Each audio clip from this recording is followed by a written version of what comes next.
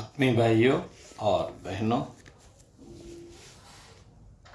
आपको पुस्तक हमारी भावी पीढ़ी और उसका नवनिर्माण वाङ्मय 63 लेखक पंडित श्री राम शर्मा आचार्य पृष्ठ 1.120 बालकों को अपराधी बनाने वाला अपराधी समाज आपको पढ़कर सुनाते हैं। आइए सुनते हैं। किसी भी बालक को अपराधी कहने से पूर्व यह अवश्य सोच लेना चाहिए कि उस अपराध का उत्तरदायी केवल बालक ही है या जिस समाज और वातावरण में वह पला है वह भी उसका जिम्मेदार है। वह भी इसका जिम्मेदार है। कोई भी शिशु जन्मतः स्वभावतः अपराधी नहीं होता, चाहे वह मानव जगत का हो अथवा पशु जगत का। मानव शिशु और पशु शिशु, मानव शिशु और पशु शिशु अक्सर परस्पर गहरे दोस्त हो सकते हैं, लेकिन दो सजाती बालक परस्पर अच्छे संबंध नहीं बना पाते।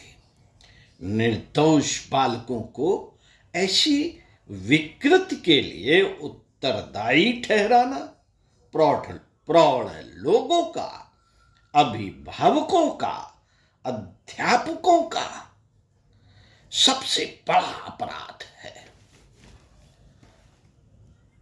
बिगड़े हुए बच्चे या समस्या मूलक बच्चों का अध्ययन करते समय हमें एक बात ध्यान में रखनी चाहिए कि कोई भी शिशु एक विशिष्ट वातावरण में जन्म लेता है और उसे वातावरण की भाषा एवं व्यवहार का कुछ भी ज्ञान नहीं होता। उस समय वह एक कोरी कॉपी की तरह होता है। उसे यह भी ज्ञान नहीं कि जिसने उसे जन्म दिया है उसे क्या कहना चाहिए। उसे जो कुछ सिखाया जाता है उसे सीखता है और जो कुछ सीखता है वह वही होता है जिसे वह अपने चारों ओर होते देखता है। व्यक्तिगत संपत्ति के सिद्धांत पर संगठित राजनीतिक और आर्थिक ढांचे वाले समाज में यह बात तो साफ तौर पर प्रकट होती है कि वह एक मनुष्य दूसरे मनुष्य से जिस संबंध सूत्र से जुड़ा होता है वह स्नेहिल या प्रिय कतई नहीं होता। इसके विपरीत यह संबंध दुखदाई और अपमानजनक होता है। मनुष्य के बीच आर्थिक खाई इतनी गहरी है कि उसे कोरी भावुकता, दिखावटी प्रेम या सम्मान से नहीं भरा जा सकता। आज की परिस्थिति में एक मजदूर अपने मालिक से प्रेम नहीं कर सकता। एक क्लर्क अपने बॉस की चापलूसी भर कर सकता है मगर सम्मान नहीं। वह हो भी कैसे सकता है। सच्चे मानवीय व्यवहारों या संबंधों का आदान प्रदान तो दो समान स्तर के मनुष्यों में ही हो सकता है। यदि दो मनुष्यों के संबंधों का कारण आर्थिक नहीं तो वही संबंध मानवीय और सच्चा तो होना ही चाहिए। मित्रों, इसी आर्थिक अंतर को समाज की बस्तियों, इसी आर्थिक स्तर को समाज की बस्तियां, स्कूल और सरकारी संस्थाएं व्यक्त करती हैं। एक ही शहर की दो बस्तियों में कितना अंतर होता है। एक ही शहर के दो स्कूलों में कितना अंतर होता है। एक ही शहर की दो सरकारी संस्थाओं में कितना अंतर होता है। परिवार, समाज और सरकारी संस्थाओं का यह परस्पर संघर्ष और दूरियां अभिभावकों को जिस रूप में प्रभावित करती हैं, उसी प्रकार उनके शिशुओं को भी। साथियों, एक बालक यह सोचता है कि मजदूर का लड़का हूं, दूसरा सोचता है कि मालिक का लड़का हूं। दोनों एक दूसरे से बातें करने में हिचकते हैं।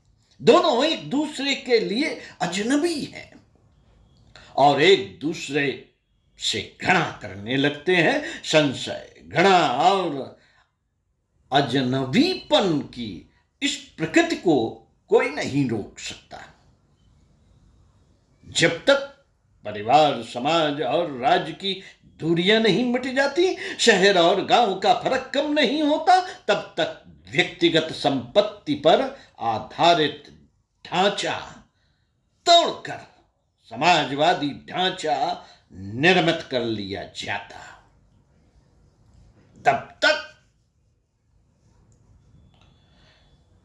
जब तक व्यक्तिगत संपत्ति पर आधारित ढांचा तोड़कर समाजवादी ढांचा निर्मित नहीं कर लिया जाता, तब तक स्वस्थ शिशु को स्वस्थ मनुष्य के रूप में विकसित कर पाना असंभव है। मित्रों, व्यक्तिगत संपत्ति की वृद्धि करने के लिए रात दिन 10 गुना या 100 गुना मुनाफा कमाने के लिए होड़ लगी हुई है। होड़ लगी हुई है, दौड़ते चले जा रहे हैं लोग।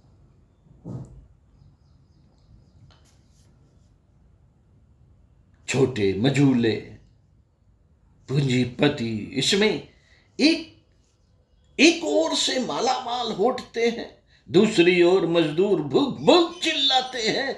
कोई हजार रुपए वेतन पाता है तो लाखों करोड़ों लोग बेरोजगारी का शिकार होकर सड़क पर धूल फेंकते फिरते हैं। कहीं भी किसी तरह का सामंजस्य नहीं रह गया। ऐसे समाज में शिशु के लिए जो वातावरण मिलता है, उसकी रूपरेखा कितनी भयावनी और अमानवीय होगी, इसकी कल्पना करना किसी भी अभिभावक के लिए कठिन नहीं होना चाहिए। साथियों, बिस्तर भिगो देना यानी शिशु का सोते से मूत्र त्याग देना मनोविज्ञान की दृष्टि से एक मनोविकार का संकेत है।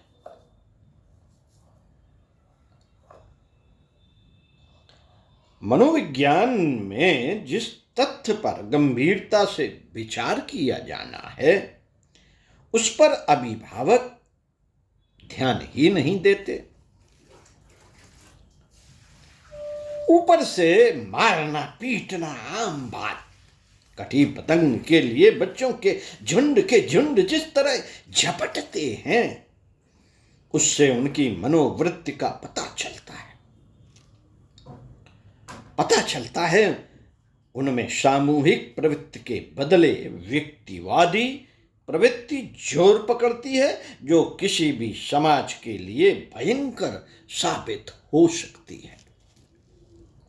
परीक्षाओं में उपयोग की जाने वाली पद्धति बालकों को परस्पर एक दूसरे का प्रतियोगी बनाने में सहायक होती है। इससे एक ओर प्रतिस्पर्धा से बच्चे पढ़ते हैं और दूसरी ओर प्रथम, द्वितीय और तृतीय श्रेणियां बन जाने से इन बालकों के जीवन के भविष्य को निर्धारित करना व्यवस्था के दोषों में एक और बड़ा दोष बढ़ा देता है।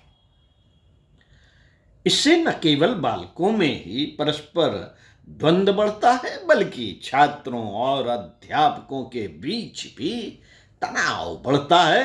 3 घंटे में ही विद्यार्थी को उत्तर पुस्तिका पर अपनी योग्यता दिखानी पड़ती है, जिससे उसकी योग्यता का पूर्ण प्रकाशन नहीं हो पाता। परीक्षा के इन्हीं परिणामों पर जीवन की सफलता और असफलता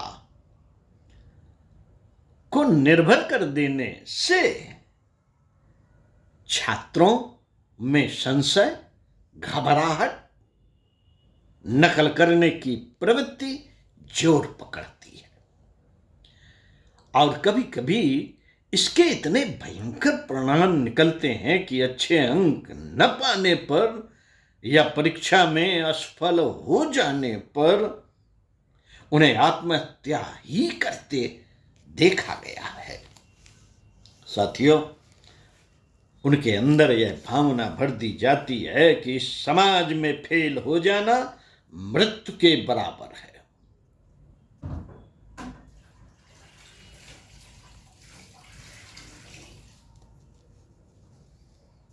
अच्छी नौकरी नहीं मिलेगी, सम्मान प्राप्त नहीं होगा, अतः वे आत्मघात या रोकने वाले के आत्महत्या जैसे बुरे विचारों की ओर प्रेरित होते हैं। किसी भी बालक को अपराधी कहने से पूर्व यह सोच लेना चाहिए कि वह किसी पवित्र समाज में पैदा नहीं हुआ है।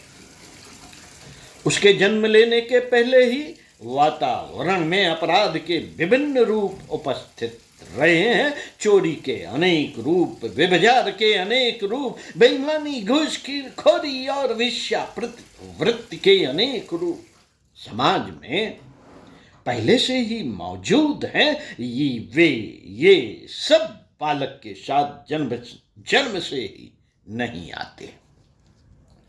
मित्रों, यदि समाज